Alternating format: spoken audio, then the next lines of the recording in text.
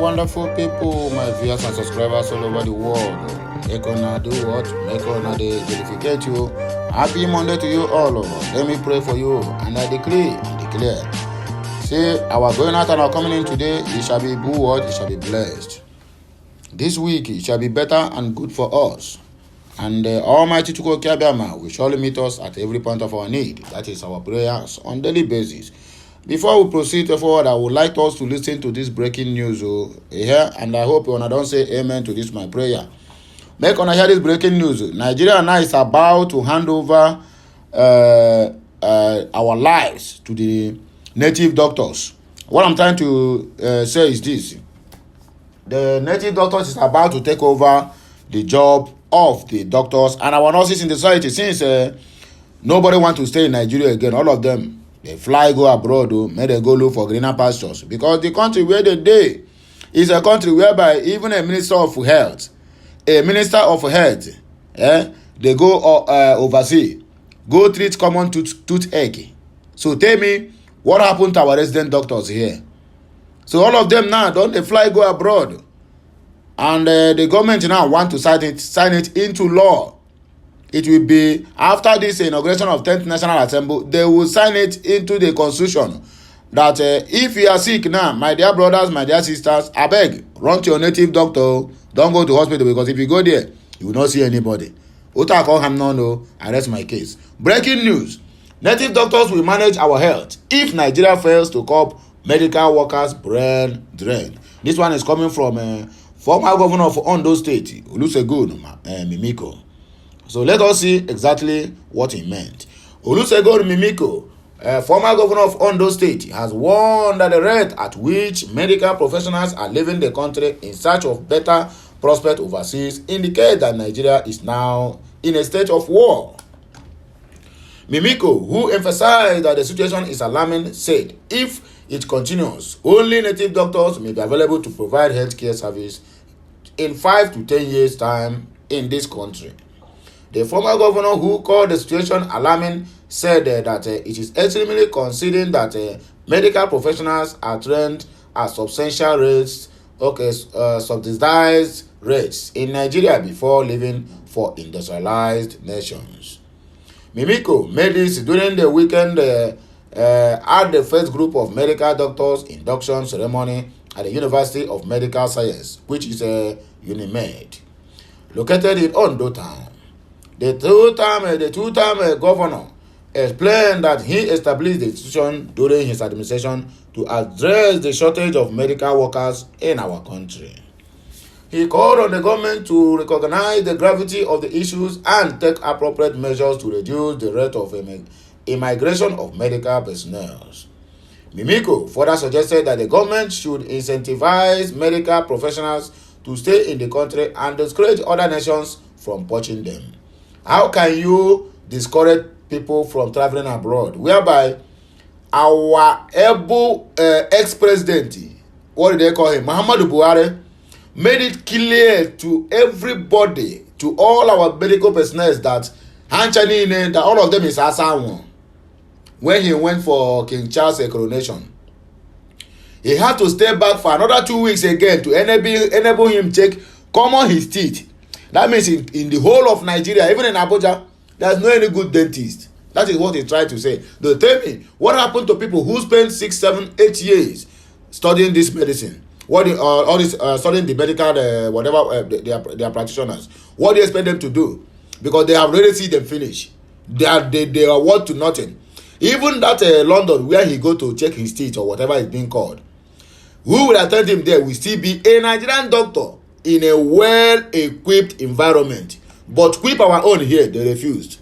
Always traveling abroad. Minister of Health, they cannot even boast of a very well-furnished and equipped hospital in his own constituency. Then tell me, how do you want them to stay? You need to discourage them and discourage countries for poaching them, right? So that they will remain here and die with their talent. You are not serious. He argued that it is crucial for the government to be accountable and take advantage of the opportunity to enhance the skills of medical professionals within the country. We are in an emergency situation. If we continue at this rate, in another 5 to 10 years, only the babalawos, herbalists, will be available to take care of our health issues. It is an emergency, and the government must see it as an emergency. The government must disincentivize the rate of which our medical doctors and medical personnel are immigrating out of this very country. And I don't hear this one. No. On the other hand, we have Rochas Okoroncha. After they open field for him, after the Fulani Kabas show him Shege, we never hear his voice is there. No, he don't come back again with another blockbuster. So let us hear what he get to tell us here. Rochas Okoroncha. How did Ahmed Lawan return to Senate after jostling for APC presidential ticket? Okoroncha asked. Let us see what he meant by that. Former governor of Imo State, Rochas Okoroncha, has expressed wonder how Senate President Ahmed Lawan returned to the Senate without participating in a primary election. It only happened in Nigeria, not in any other place. Only in Nigeria that one happened. Our Supreme Court, they are a bunch of. Anyway, let me reserve my comment so that YouTube will not ban this video. The senator representing Imo West recalled how he and Lawan were all out for the All Progressive Congress APC presidential ticket months ago, but all lost to President Bola Ahmed Tinubu. Nigerians understand that Lawan will be representing Yobe North Senatorial District in the 10th Senate after his boy's attempt to be elected the presidential candidate of the APC in the last election. By the provision of the Electoral Act, the Senate President's participation in the primary meant he will not be able to contest the Yobe North Senatorial ticket of the APC. They call that Bashir Machina was declared the winner of the primary election monitored by INEC. The Supreme Court in a verdict, however, affirmed Lawan as the authentic candidate. How? Speaking, however, during the valedictory season of the 9th Senate on Saturday, Okoroncha, who is not returning to the Senate, wondered how Lawan made it. The former governor said, "I did not contest for the Senate this period. I only contested for the office of the president. You are a very smart politician. How come back to the Senate is another chapter in our political history that we need to discuss. I was there in the field with you running for president. I never knew you were able to meander, leaving some of us. Next time you must teach me how to do that," he said. In his response, Lawan said, "It was easy. I was there with you in the field, and after our defeat, my constituents thought they needed me again. They asked for me to come back, and it was a torturous journey because we had to go through the courts. I didn't even appeal the judgment that did not give me to contest. The party and the stakeholders appealed on my behalf up to the Supreme Court, so there is nothing critical or remarkable. In fact, you have nothing to learn from it." It don't happen again, oh. We're gonna hear waiting our able lawyer, erudite, Kanayo need to tell us about Otedola Dangote Elumelu. He said they do not eat 3 square meals. Kanayo laments. Veteran Nollywood actor Kanayo has urged Nigerians to unlearn their habits of daily 3 square meals. Nigerian News report that the thespian, in a post via his Instagram page, advised Nigerians not to confine themselves to eating 3 meals because it was one of the lifestyles brought to the country by the British. According to the movie star, there is nothing good about the 3 square meals, especially with the trend of people trying to stay healthy and fit. Kanayo said people can eat more than 3 times a day, but it should be done in a bit. Citing Nigerian billionaires Tony Elumelu, Aliko Dangote, and Femi Otedola as examples, people who do not buy on this 3 square meals brouhaha. He added that the aforementioned business moguls do not confine themselves to the British model of 3 square meals. He said there are certain lifestyles the West brought us, But the British brought closer, and one of them is eating 3 square meals. Now, there is nothing good about 3 square meals, especially now that people are trying to be in good shape with their eating habits.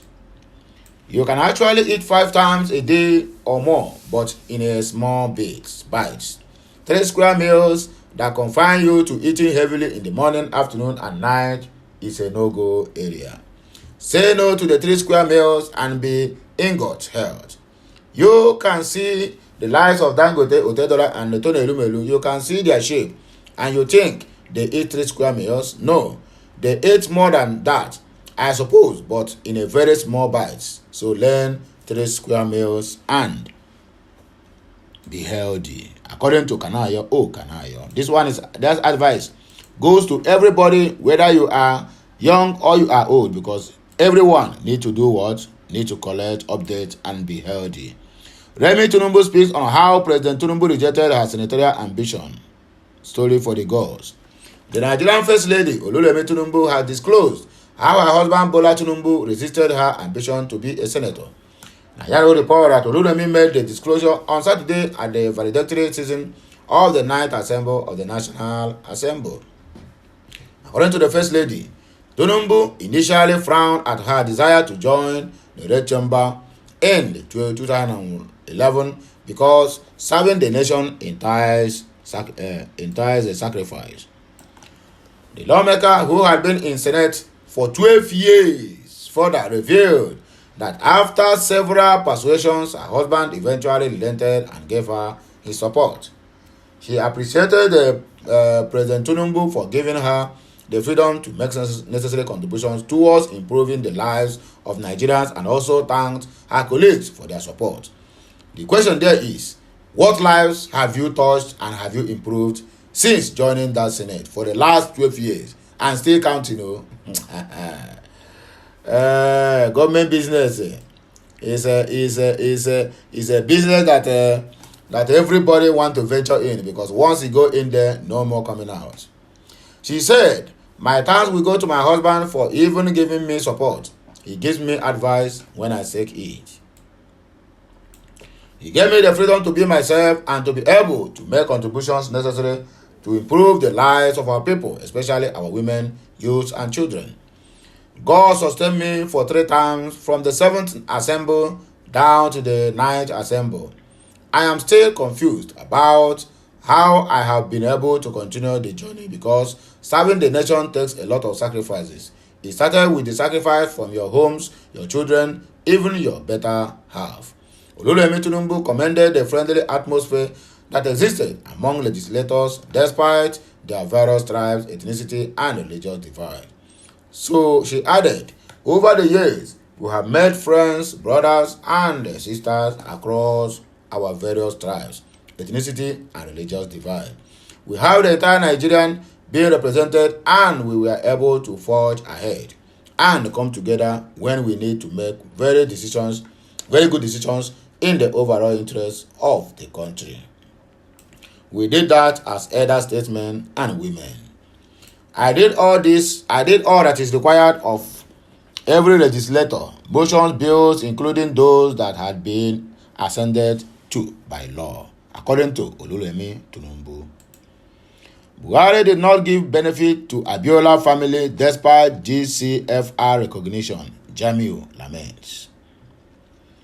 One of the children of the late MKO Abiola, Jamiu, has revealed how ex-President Muhammadu failed to give the family benefit despite recognizing their father as Grand Commander of the Federal Republic of Nigeria.